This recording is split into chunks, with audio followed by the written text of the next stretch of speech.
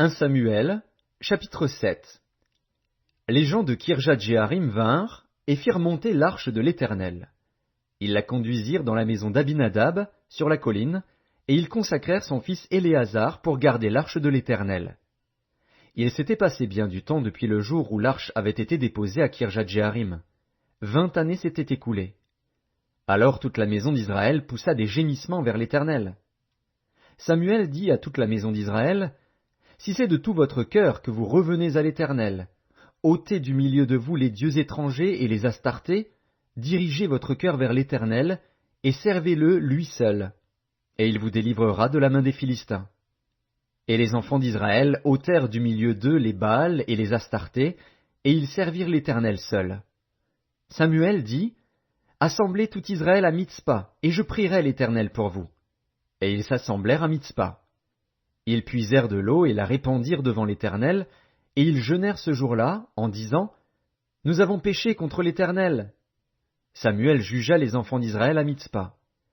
Les Philistins apprirent que les enfants d'Israël s'étaient assemblés à Mitzpa, et les princes des Philistins montèrent contre Israël. À cette nouvelle, les enfants d'Israël eurent peur des Philistins, et ils dirent à Samuel, « Ne cesse point de crier pour nous à l'Éternel, notre Dieu, afin qu'il nous sauve de la main des Philistins. » Samuel prit un agneau de lait, et l'offrit tout entier en holocauste à l'Éternel.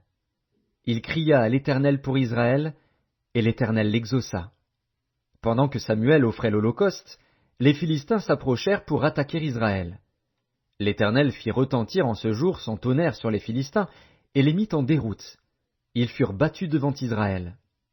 Les hommes d'Israël sortirent de Mitzpa, poursuivirent les Philistins, et les battirent jusqu'au-dessous de Bethkar. Samuel prit une pierre, qu'il plaça entre Mitzpa et Shen, et il l'appela du nom d'Ébenézer, en disant, « Jusqu'ici l'Éternel nous a secourus. » Ainsi les Philistins furent humiliés, et ils ne vinrent plus sur le territoire d'Israël. La main de l'Éternel fut contre les Philistins pendant toute la vie de Samuel. Les villes que les Philistins avaient prises sur Israël retournèrent à Israël, depuis Écron jusqu'à Gath, avec leur territoire. Israël les arracha de la main des Philistins. Et il y eut paix entre Israël et les Amoréens.